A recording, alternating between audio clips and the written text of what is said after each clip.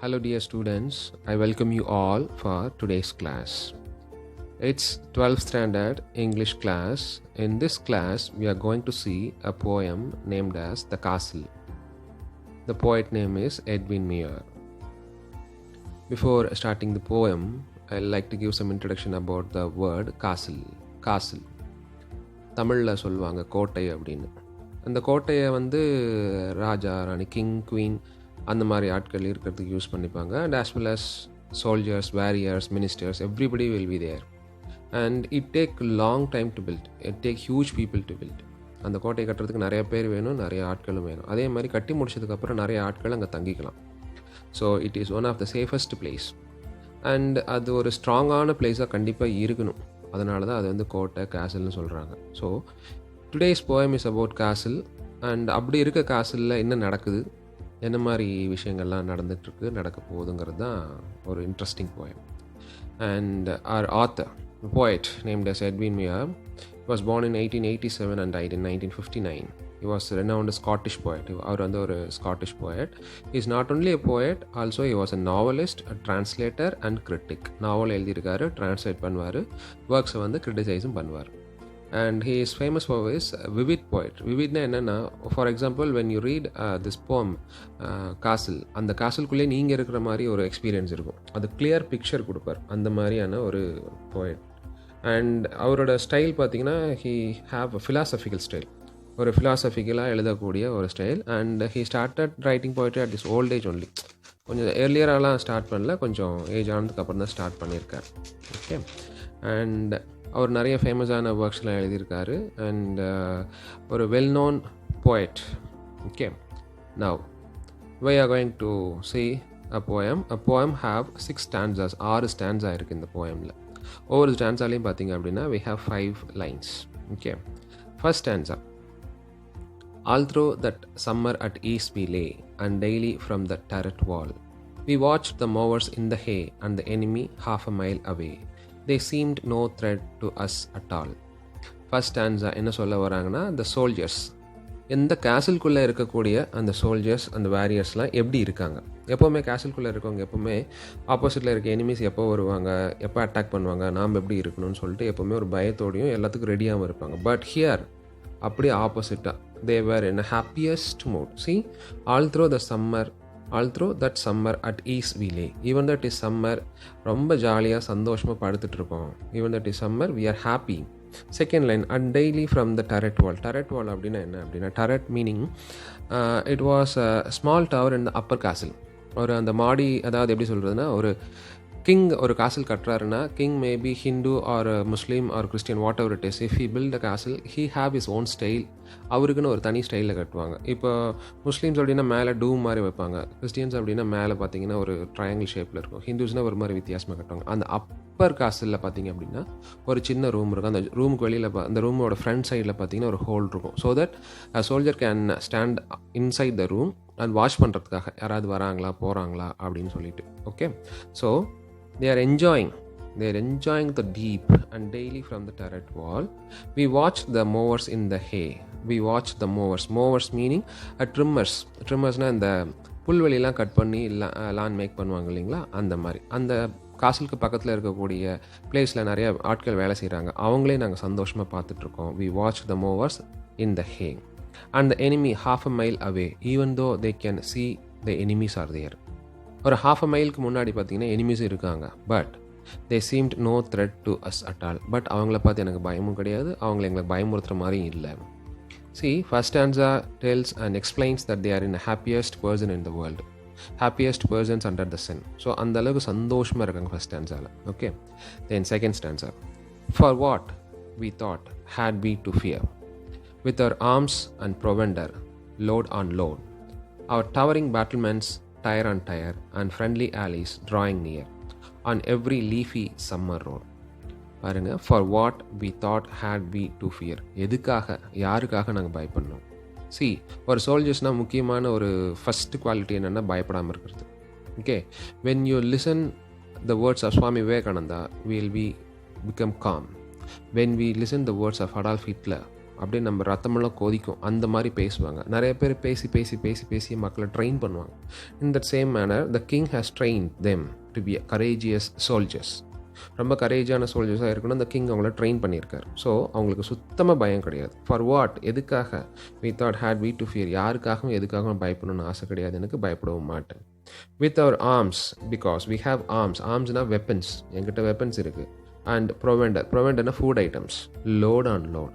எனக்கு யாருக்காகவும் பயப்பட கிடையாது, ஏன்னா என்கிட்ட நீ வந்தீங்கன்னா உன்னை அட்டாக் பண்ணுறதுக்கு we have lot of weapons and as well as food. மனுஷனுக்கு தேவையான 3 விஷயம்: சாப்பாடு, தங்குறதுக்கு இடம், போடுறதுக்கு துணி. ஸோ அது எல்லாமே அவங்கக்கிட்ட இருக்காங்க. ப்ரொவெண்டர், லோட் ஆன் லோட், எத்தனை நாள் வேணாலும் தங்கலாம். ஏன்னா காசல்குள்ளே வந்து ஜஸ்ட் கிங் அண்ட் குயின் மட்டும் இருக்க மாட்டாங்க, ஒரு 200 பேர், ஒரு 300 பேர் அந்த மாதிரியெல்லாம் இருப்பாங்க. ஸோ எல்லாருக்கும் தேவையான ஃபுட் ஐட்டம்ஸ் எல்லாமே உள்ளே இருக்குது. Our towering battlements, tier on tier. Towering battlements அப்படின்னு என்ன சொல்கிறதுனா, அதாவது if castle have 10 floors or 15 floors, எவ்வளோ ஃப்ளோர்ஸ் இருந்தாலும் ஒவ்வொரு ஃப்ளோர்லேயுமே பார்த்திங்க அப்படின்னா ஒவ்வொருத்தரும் நின்றுக்கிட்டே இருப்பாங்க. அதாவது அவங்கள வந்து பாதுகாக்கிறதுக்காக, ப்ரொடெக்ட் பண்ணுறதுக்காக. டயர் ஆன் டயர் அப்படின்னா, நம்ம கிளாஸ் ரூமில் வந்துட்டு மிஸ்ஸோ சாரோ நோட் கேட்குறப்போ ஒரு நோட்டு மேலே நோட்டாக மேலே மேலே வைப்போம் இல்லைங்களா, அந்த மாதிரி அந்த பில்டிங்கில் ஃப்ளோர் மேலே ஃப்ளோர் இருந்தாலும் கூட ஒவ்வொரு ஃப்ளோருக்கும் எங்களை ப்ரொடெக்ட் பண்ணுறதுக்கு சோல்ஜர்ஸ் ரெடியாக நின்றுட்டே இருக்காங்க. So we are ready for anything. நாங்கள் யாருக்காகவும் பயப்படணும்னு கிடையாது, எங்களை ப்ரொடெக்ட் பண்ணுறதுக்கு ஆட்கள் வெளியில் இருந்துகிட்டே இருக்காங்க. Okay. And friendly Alice drawing near. இந்த இடத்துல ஃப்ரெண்ட்லி ஆலிஸ்னால் என்ன அப்படின்னா, supporting nation which is near to them. So ஒரு கிங் வந்து நல்லபடியாக இருந்தான் அப்படின்னா நாட்டு மக்களுக்கும் பிடிக்கும். ரொம்ப நல்லவனாக இருந்தான்னா பக்கத்து நாட்டு மக்களுக்கும் பிடிக்கும். அந்த மாதிரி இந்த கிங் வந்து ரொம்ப நல்லவன், அதனால் என்ன பண்ணிட்டாங்க அப்படின்னா பக்கத்தில் இருக்கக்கூடிய எல்லா மக்களுக்கும் இந்த கிங்னா பிடிக்கும். ஸோ நாங்கள் எங்களுக்கு மட்டும் ஹெல்ப் பண்ணுறது கிடையாது, எங்களுக்கு ஹெல்ப் பண்ண பக்கத்துலேயும் ஆளுங்க இருக்காங்க. So friendly Alice drawing near, எங்களை நோக்கி வருவாங்க, எங்களுக்கு எதாவது ஹெல்ப்னா கை கொடுப்பாங்க. On every leafy summer road. Not only these people are happy, even the climatic conditions, the environment, எல்லாமே சந்தோஷமாக இருக்காங்க. See, சம்மரில் பார்த்தீங்கன்னா ஒவ்வொரு மரம் செடியெல்லாம் பார்த்தீங்கன்னா வெயில் அடிச்சுட்டு இருக்காங்க பாருங்கள். இட் வாஸ் லீஃபி, அதாவது ஒவ்வொன்றிலையும் பச்சை பசுமையாக தாவரங்கள்லாம் செழிப்பாக பூத்து கிடக்குது. ஸோ ஒரு சின்ன செடியாகட்டும் மரமாகட்டும் ரோட்டில் இருக்கக்கூடிய எல்லாமே ஹாப்பியாக சந்தோஷமாக இருக்காங்க. ஸோ இந்த 2 ஸ்டான்ஸாகவும் அவங்களோட ஹாப்பினஸை குறிக்குது. Then next slide, 3rd stanza. Our gates were strong. Now, the infrastructure of the castle. அந்த castle பற்றின இன்ஃப்ராஸ்ட்ரக்சர் சொல்கிறாங்க. Our gates were strong, our walls were thick, so smooth and high, no man could win. A foothold there, no clever trick could take us dead or quick. Only a bird could have gotten. Our gate were strong. எங்கள் gate பார்த்திங்கன்னா அவ்வளோ ஸ்ட்ராங்காக இருக்கும். அந்த கேட்டை உங்களால் ஒன்றும் பண்ண முடியாது. நம்ம வீட்டுக்கே வந்து கேட்டு போடுறப்போ அவ்வளோ ஸ்ட்ராங்காக போடுவோம். ஸோ வைல் பில்டிங் எ கேசில் அது எவ்வளோ ஸ்ட்ராங்காக இருக்கணும். So it is too strong. Our walls were thick. நம்ம வீடு கட்டுறப்போ பார்த்திங்க அப்படின்னா வாலெல்லாம் குட்டியாக இருக்கிற மாதிரி இருக்கும். பட் அது வந்து ஒரு எக்ஸாம்பிள் சொல்லணும்னா, இந்த 1000ல் ஒருவன் படம் பார்த்துருப்பீங்க. அதில் பார்த்திங்கன்னா ஒரு சோழர்களோட அந்த இதுக்கு அரண்மனைக்கு போகணும் அப்படின்னா நிறைய அப்டக்கிள்ஸ், நிறைய டெஸ்ட்டெல்லாம் வைப்பாங்க. அதில் 7-8 அப்டக்கிள்ஸ் தாண்டி தாண்டி தாண்டி தாண்டி தான் போவாங்க. இந்த same way while you want to reach some castle or a thing, கண்டிப்பாக நீ போகணுன்னா ஏகப்பட்ட அப்டக்கிள்ஸ் இருக்கும். தடைகளை தாண்டினதுக்கு அப்புறம் தான் போக முடியும். அப்படி போனாலும் இவனை சொல்கிறாங்க பாருங்கள், என்னோடய கேட் ரொம்ப ஸ்ட்ராங்காக இருக்கும், உன்னால் உள்ளே நுழைய முடியாது. அண்ட் அவர் வால்ஸ் வேர் திக்குன்னு நல்ல பெரிய வால், காம்பவுண்ட் வால்லாம் அவ்வளோ திக்காக இருக்கும். So smooth and high, no man could win. இந்த இடத்துல ஸ்மூத்னா என்ன அப்படின்னா அடித்தா உடையிறது கிடையாது. சப்போஸ் அந்த அப்டக்கிள்ஸ் தாண்டி நீ வந்துட்டு அந்த வால் மேலே ஏறத்துக்கு ட்ரை பண்ணுற அப்படின்னா, ஒன்ஸ் நீ வால் மேலே கயிறையே தூக்கி போட முடியாது, அந்தளவுக்கு ஹைட்டாக இருக்கும். If at all if you throw the rope among the wall, அது மேலே பிடிச்சி ஏற முடியாது, ஏன்னா அது வழுக்குமா. அதுதான் இந்த வழுக்கிறதுக்கு தான் இந்த ஸ்மூத்னு சொல்கிறாங்க. So smooth and high, no man could win, யாராலையும் வின் பண்ண முடியாது. Foothold there, no clever trick. Position there, யாராலையும் என்ன மாதிரியான கிளவர் ட்ரிக் பண்ணாலும் ஒன்றும் எங்கள் கேசலுக்குள்ளே வரவே முடியாது. No one could come and could take us dead or quick. Dead or quick, quickனா அலைவ். இந்த இடத்துல எங்களை வந்து உயிரோடு எடுத்துகிட்டு போக முடியாது, எங்களை சாகடிக்க முடியாது. ஒரு ப்ரைடில் இருக்கார், அதாவது ப்ரைடாக சொல்கிறாங்க, நாங்கள் சந்தோஷமாக இருக்கோம். அண்ட் இந்த infrastructure of this castle is too super. And ஒருத்தராலே உள்ளே வர முடியாது. என்ன ஒருத்தரால் உள்ளே வர முடியலாம், யாருன்னா only a bird could have got in. ஏன்னா அது ஹையாக பறக்கிறதுனால உள்ளே மேபி வரலாம். நீ தவழ்ந்து வர முடியாது, மென்னாக இருந்தீங்கன்னா உள்ள தாவியும் வர முடியாது. அந்த அளவுக்கு நாங்கள் ஸ்ட்ராங்காக வச்சுருக்கோம். So these 3 stanza shows that people are totally happy. இந்த 3 ஸ்டாண்ட்ஸால் மக்கள் ரொம்ப சந்தோஷமாக இருக்காங்கன்னு தெரிஞ்சுக்கலாம். Next, what could they offer us for pay? Our captain was brave and we were true. There were a little private gate, a little wicket gate. The wizened warder let them through. But here starts the problem. என்னன்னா, what could they offer us for bait? Bait அப்படின்னா to get something we have to give something. For example, இப்போ நம்மக்கிட்ட ஒரு விஷயம் இல்லை, இன்னொருத்தங்கிட்ட ஒரு விஷயம் இருக்குது அப்படின்னா அவன் நம்மக்கிட்ட ஒரு பணத்தை கொடுத்தானா அவனுக்கு தேவையான விஷயத்த நம்ம கொடுப்போம். இன்னொரு எக்ஸாம்பிள் சொல்லணும் அப்படின்னா, இப்போ தூண்டில் போடுறோம், அதில் மீன் மாட்டுது அப்படின்னா அந்த மீனுக்கு ஏதாவது வைப்போம், ஸோ தட் அந்த மீன் அதுக்கு ஆசைப்பட்டுட்டு வந்து அது மாட்டிக்கும். அந்த மாதிரி அதுதான் பெயிட்னு சொல்லுவோம். To get something we have to give something. So what could they offer us for bait? எங்களுக்கு எதை கொடுக்க முடியும் உங்களால்? ஏன்னா எங்ககிட்ட எல்லாமே இருக்குது. We are pride in nature. எங்ககிட்ட இல்லாதது எதுவுமே கிடையாது. இன்னொரு விஷயம் என்னென்னா, our captain was brave and we were true. முக்கியமான ஒரு விஷயம், எங்களை தாண்டினதுக்கு அப்புறம் தான் கேப்டன். அவர் ரொம்ப பிரேவானவர், ரொம்ப தைரியமானவர், ரொம்ப courageous men in the world. So we were true to him. நாங்கள் அவனுக்கு ட்ரூத்ஃபுல்லாக இருக்கோம். ஸோ நாங்கள் எங்களெல்லாம் மீறி உங்களெல்லாம் உள்ளே போகணுங்கிறது ரொம்ப ரொம்ப கஷ்டம்டான்னு சொல்லிட்டு எதிரிகளுக்கு சவால் விடுற மாதிரி பேசிக்கிறாங்க. There was a little private gate. Even though என்னென்னா, எவ்வளோ பெரிய இதாக இருந்தாலும் இவங்களுக்கு தெரிஞ்ச மாதிரியான ஒரு ப்ரைவேட் கேட் இருக்கும். ஸோ அவங்க போகிறதுக்கு வரத்துக்கு ஒரு எமர்ஜென்சிக்கு யூஸ் பண்ணிக்கலாம். So there was a little private gate, a little wicket gate. Wicket அப்படின்னா ஈவில், ஃபர்ஸ்ட் விக்கெட் இடி. நெக்ஸ்ட்டு விக்கெட்டுக்கு பார்த்தீங்க அப்படின்னா தேர் வாஸ் அ இது வந்து ரொம்ப குட்டி ஸ்மால் கேட். அதான் ஏன் அது ஈவில்னு கம்பேர் பண்ணுறாங்கன்னா, அது வந்து என்ன சொல்கிறது, யாருக்கும் தெரியாது. ஸோ இவங்களுக்கு மட்டுமே தெரிஞ்ச ரகசியம், நம்மளுக்கு மட்டுமே தெரிஞ்ச ரகசியம் வெளியில் இருக்க ஒரு ஆளுக்கு தெரியுது அப்படின்னா என்ன அர்த்தம்? அந்த ஸ்பைன்னு சொல்லக்கூடிய ஒரு ஆள் நம்மக்கிட்ட இருக்கான். So there is a problem. அங்கே ஒரு ப்ராப்ளம் ஸ்டார்ட் ஆக போகுது. The wizened warder let them through. The wizened warder, வைசன்னா ஏஜ்ட், வார்டர்னா காட். நம்ம வார்டர்னு சொல்லணும் இல்லையா, அது வார்டன் போட்டிருக்காங்க. காடுனா என்னென்னா அங்கே இருக்கக்கூடிய ஒரு watchman. Let them throw. So எதிரிகள் வந்து உள்ளே வந்துட்டுருக்காங்க சடனாக பார்க்குறப்போ. எதனால் அப்படின்னா, அங்கே இருக்கக்கூடிய வார்டன் ஒவ்வொருத்தரையாக உள்ள விட்டுட்ருக்கான். எதுக்காக ஆசைப்பட்டா, என்னாச்சு, எதனாலன்னு ஒன்றுமே தெரியல. Everybody was confused. ஒரு போர் நடக்குது அப்படின்னா ஃபஸ்ட்டு என்ன பண்ணுவாங்கன்னா, அவங்களுக்கு வந்து ஒரு இது கொடுப்பாங்க, ஒரு ஓலை மாதிரி கொடுத்துட்டு உங்களுக்கு சண்டை போட போகிறோம் அப்படின்னு சொல்லிட்டு. And after getting to the war, அந்த முரசு, சங்கு, அந்த ட்ரம்ஸ் எல்லாம் ஒழிச்சதுக்கு அப்புறம் தான் வந்துட்டு அந்த கிங் வந்து எல்லாரையும் வந்துட்டு மோட்டிவேட் பண்ணி போருக்கு கூட்டிகிட்டு போவாங்க.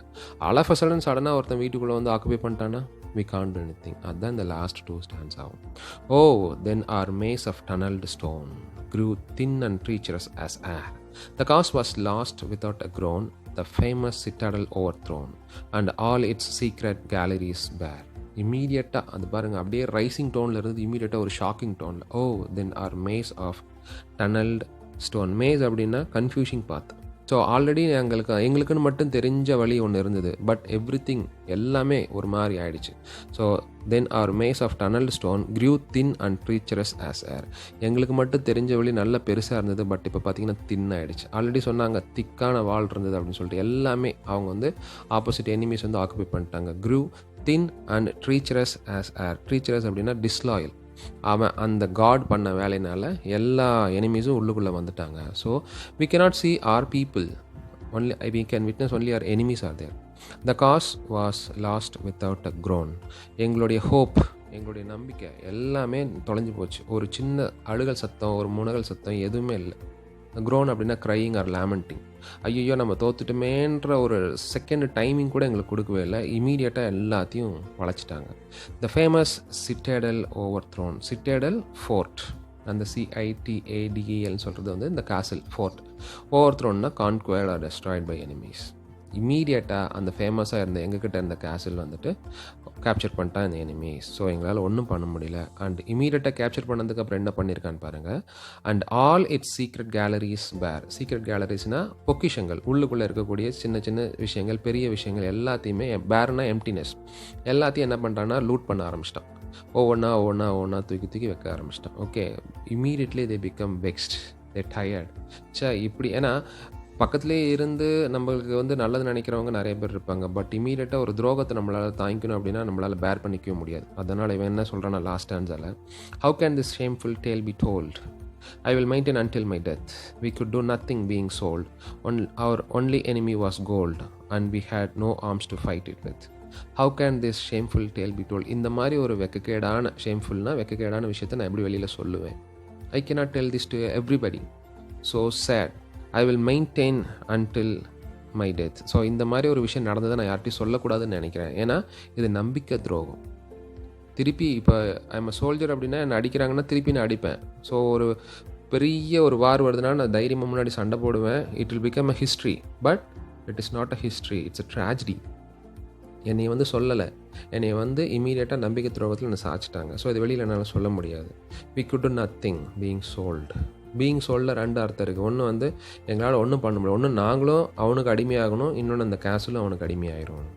இந்த சோல்டுங்கிறது வந்து கேஸ்லையும் சொல்கிறாங்க, அவங்களையும் சொல்கிறாங்க. எங்களால் ஒன்றுமே பண்ண முடியல, because it was and hard felt thing. எங்களால் நம்பவே முடியல. Our only enemy was gold. Here is a reason. இப்போ அவங்களுக்கு எனிமியாக போனது என்ன அப்படின்னா கோல்டு. கோல்டுங்கிறது என்ன அப்படின்னா, அந்த வாட்ச்மேன், அந்த ஏஜ்டு காட் இருக்கார் இல்லையா, அவர் ஏன் எல்லாத்தையும் உள்ளே விட்டார் அப்படின்னா, opposite enemies gave gold to that men.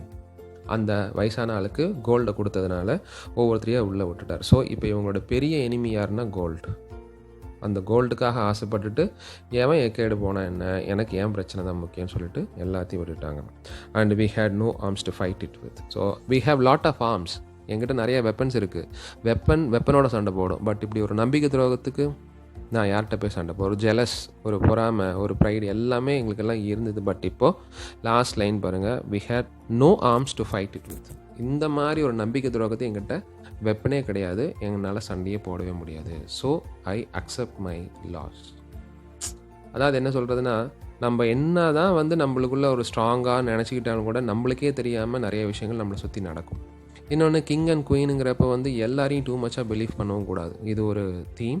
Next concept பார்த்திங்க அப்படின்னா, if you are going to become a worker, a labour to any one, you should be loyal. கண்டிப்பாக ஒருத்தங்களுக்கு நம்ம வேலைக்காரனாக போகிறோம் அப்படின்னா நம்ம லாயலாக இருக்கணும். இப்படி இருந்துட்டோம் அப்படின்னா பாருங்கள், ஒரு ஹிஸ்ட்ரியே மாறிப்போச்சு. இவங்க இருந்ததுன்னா என்ன வேணால் நடந்திருக்கலாம், எவ்வளோ பெரிய ஃபைட்லாம் கூட போயிருக்கலாம், வந்திருக்கலாம். ஒரு கேஸில் எவ்வளோ சந்தோஷமாக இருந்தாங்க. பட் அந்த கோல்டுக்காக ஆசைப்பட்டு ஒரு சின்ன ப்ரைட், சின்ன பொறாமை, சின்ன ஆசை, ஜெலஸ், இது எல்லாமே சேர்ந்து கலந்து வந்ததுனால எத்தனையோ பேர் உயிரிழக்க போகிறாங்க. எவ்வளோ பெரிய ஃபேமஸான கேஸிலும் கீழே மண்ணோட மண்ணாக போக போகுது. அதனால் நம்ம இருக்கிற இடத்துக்கு நல்லபடியாக இருக்கணும். இன்னொன்று, நம்ம யாருக்கும் ரொம்பவுமே எல்லாரையும் ரொம்பவுமே பிலீவ் பண்ணாலும் இது ஒரு பிரச்சனை வந்துடும். So this is today's class, The Castle. Hope I believe that you all understood. Thank you, my dear students. Thanks a lot.